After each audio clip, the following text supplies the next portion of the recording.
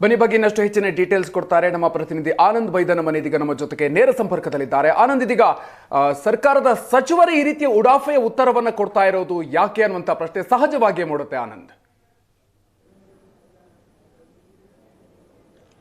S, ಖಂಡಿತವಾಗಲೂ ಕೂಡ ರಾಜ್ಯದಲ್ಲಿ 2023 ನಡೆದಂಥ ವಿಧಾನಸಭಾ ಚುನಾವಣೆ ಸಂದರ್ಭದಲ್ಲಿ ದೊಡ್ಡ ಮಟ್ಟದ ಗ್ಯಾರಂಟಿಗಳನ್ನು ಘೋಷಣೆ ಮಾಡಿ ಅದಕ್ಕೆ ಪೂರಕವಾಗಿ ಸರ್ಕಾರ ರಚನೆಗೆ ಎಷ್ಟು ಸ್ಥಾನಗಳು ಬರಬೇಕು ಅದಕ್ಕಿಂತ ಹೆಚ್ಚು ಸ್ಥಾನಗಳನ್ನು ಪಡ್ಕೊಳ್ಳೋಂಥ ಕಾಂಗ್ರೆಸ್ಸು ತಾವು ಕೊಟ್ಟಿರತಕ್ಕಂಥ ವಾಗ್ದಾನದ ಗ್ಯಾರಂಟಿಗಳನ್ನು ಸಮರ್ಪಕವಾಗಿ ಕಾಲಕಾಲಕ್ಕೆ ಜಾರಿ ಮಾಡತಕ್ಕಂಥ ಜವಾಬ್ದಾರಿಗಳನ್ನು ಹೊಂದಿದೆ.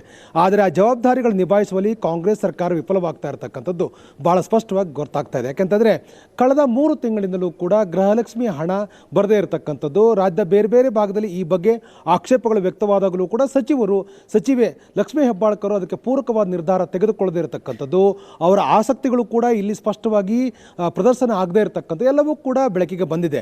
ಇದರ ಬೆನ್ನಲ್ಲೇ ಸಚಿವ ಸಂಪುಟದ ಇತರ ಸಹೋದ್ಯೋಗಿಗಳು ಕೂಡ ಗ್ಯಾರಂಟಿಗಳ ಒಂದು ಅನುಷ್ಠಾನದಲ್ಲಿ ಆಗಿರ್ತಕ್ಕಂಥ ವ್ಯತ್ಯಾಸಗಳನ್ನು ಸರಿಪಡಿಸುವ ಮಾತನಾಡುವ ಬದಲು ಉಡಾಪಿಯ ಮಾತುಗಳನ್ನು ಆಡ್ತಾ ಇದ್ದಾರೆ. ಅಂದರೆ ಇದನ್ನು ತಿಂಗಳು ಸಂಬಳವ ಅಂತಕ್ಕಂಥ ರೀತಿಯಲ್ಲಿ ಅಂದರೆ ಜಾರ್ಜ್ ಅವರು ಕೂಡ ಪ್ರಶ್ನೆಯನ್ನು ಕೂಡ ಮಾಡಿದ್ದಾರೆ. ಅಂದರೆ ಸಚಿವರ ಈ ಉತ್ತರವನ್ನು ಗಮನಿಸ್ತಾ ಇದ್ದರೆ, ಇವರ ಆಕ್ಷೇಪಾರ್ಹವಾಗಿರ್ತಕ್ಕಂಥ ಈ ಹೇಳಿಕೆಯನ್ನು ಗಮನಿಸ್ತಾ ಇದ್ದರೆ, ಚುನಾವಣೆಗೆ ಗೆಲ್ಲಿಕ್ಕೆ ಬೇಕಾಗಿರ್ತಕ್ಕಂಥ ಗ್ಯಾರಂಟಿ ಏನಿದೆ ಅದರ ಅನುಷ್ಠಾನದಲ್ಲಿ ಇವರಿಗೆ ಹೆಚ್ಚು ಆಸಕ್ತಿ ಇಲ್ಲ ಅಂತಕ್ಕಂಥದ್ದನ್ನು ಭಾಳ ಸ್ಪಷ್ಟವಾಗಿ ಗೊತ್ತಾಗ್ತಕ್ಕಂಥದ್ದು. ಜೊತೆಗೆ ಇವತ್ತು ಸತೀಶ್ ಜಾರಕಿಹೊಳಿ ಕೂಡ ಹೇಳಿದರೆ ನನ್ನ ಇಲಾಖೆಗೆ ಬರಲ್ಲ ಅಂತೇಳಿ ಒಂದು ಅಸಹಾಯಕತೆ ಉತ್ತರ ಕೊಟ್ಟಿದ್ದಾರೆ. ಜಾರಿಕೊಳ್ತಕ್ಕಂಥ ಇಲ್ಲವೇ ಒಂದು ಅಂತರವನ್ನು ಕಾಪಾಡಿಕೊಳ್ತಕ್ಕಂಥ ಪ್ರಯತ್ನವನ್ನು ಕೂಡ ಮಾಡಿದ್ದಾರೆ. ಬೆಳಗಾವಿಯ ರಾಜಕಾರಣದಲ್ಲಿ ಒಂದಷ್ಟು ಲಕ್ಷ್ಮೀ ಹೆಬ್ಬಾಳ್ಕರ್ ಮತ್ತು ಸತೀಶ್ ಜಾರಕಿಹೊಳಿ ಮಧ್ಯೆ ಅಂತರ ಇರುವಂಥ ಕಾರಣಕ್ಕಾಗಿ ಪರಸ್ಪರ ಇಬ್ಬರ ಮಧ್ಯೆ ಇರತಕ್ಕಂಥ ಇಲಾಖೆ ಮಧ್ಯೆ ಒಂದು ಸ್ಪಷ್ಟವಾಗಿರ್ತಕ್ಕಂಥ ಗೆರೆ ಹಾಕ್ತಕ್ಕಂಥ ಕೆಲಸವನ್ನು ಕೂಡ ಸತೀಶ್ ಜಾರಕಿಹೊಳಿ ಮಾಡ್ತಾ ಇದ್ದಾರೆ. ಅಂದರೆ KJ ಜಾರ್ಜ್ ಅವರ ಉತ್ತರ, ಸತೀಶ್ ಜಾರಕಿಹೊಳಿ ಉತ್ತರವನ್ನು ಗಮನಿಸ್ತಾ ಇದ್ದಾರೆ ಮತ್ತು ಲಕ್ಷ್ಮೀ ಹೆಬ್ಬಾಳ್ಕರ್ ಅವರ ಆಸಕ್ತಿಯ ಕೊರತೆಯನ್ನು ಗಮನಿಸ್ತಾ ಇದ್ದರೆ ನಿಜವಾಗಲೂ ಕೂಡ ಅನುಷ್ಠಾನ ಅಂದರೆ ಗ್ಯಾರಂಟಿಯನ್ನು ಅನುಷ್ಠಾನ ಮಾಡಲಿಕ್ಕೆ ಇವರಿಗೆ ಸ್ಪಷ್ಟವಾಗಿರ್ತಕ್ಕಂಥ ದೂರದೃಷ್ಟಿ ಇಲ್ಲ ಅಂತಕ್ಕಂಥದ್ದು ಗೊತ್ತಾಗ್ತಾ ಇದೆ.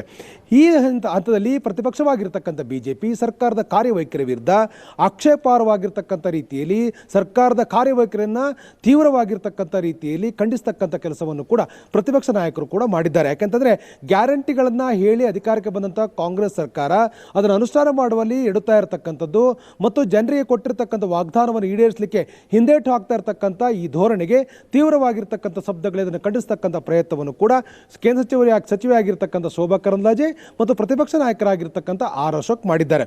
ಒಟ್ಟಲ್ಲಿ ಇಲ್ಲಿ ಗಮನಿಸಬೇಕಾಗಿರ್ತಕ್ಕಂಥ ವಿಚಾರ ಅದು ಅನ್ನಭಾಗ್ಯದಲ್ಲಿ DBT ಮೂಲಕ ಹಣ ಕೊಡ್ತಕ್ಕಂಥ ವಿಚಾರಗಳಿರ್ಬೋದು, ಗೃಹಲಕ್ಷ್ಮಿಗೆ ಹಣ ಕೊಡ್ತಾ ಇರ್ತಕ್ಕಂಥ ವಿಚಾರಗಳಿರ್ಬೋದು, ಈ ಎಲ್ಲ ಹಂತಗಳಲ್ಲಿ ಆಗಿರ್ತಕ್ಕಂಥ ವ್ಯತ್ಯಾಸಗಳು ಸರಿಪಡಿಸ್ತಕ್ಕಂಥ ಜನರಿಗೆ ಕೊಟ್ಟಿರ್ತಕ್ಕಂಥ ಭರವಸೆಗಳನ್ನು ಈಡೇರಿಸುವಲ್ಲಿ ಎಲ್ಲ ಒಂದು ಕಡೆ ಹಿಂದೇಟು ಹಾಕ್ತಾ ಇರತಕ್ಕಂಥ ಕಾಂಗ್ರೆಸ್ ಸರ್ಕಾರದ ಮನಸ್ಥಿತಿ ಮತ್ತು ಸಚಿವರ ಕಾರ್ಯವೈಖರಿ ನಿಜವಾಗಲೂ ಕೂಡ ಖಂಡನಾರ್ಹವಾಗಿದೆ ಮತ್ತು ಇದನ್ನು ಖಂಡಿಸ್ತಕ್ಕಂಥ ಕೆಲಸವನ್ನು ಕೂಡ ಪ್ರತಿಪಕ್ಷವಾಗಿರ್ತಕ್ಕಂಥ BJP ನಿರಂತರವಾಗಿ ಮಾಡ್ತಾ ಇದೆ. Madhukar, thank you Anand ಡೀಟೇಲ್ಸ್ಗೆ.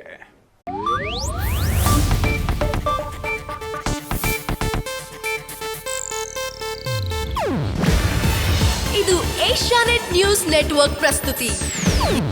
ನೀವು ನೋಡ್ತಿದ್ದೀರಾ ಏಷ್ಯಾನೆಟ್ ಸುವರ್ಣ ನ್ಯೂಸ್.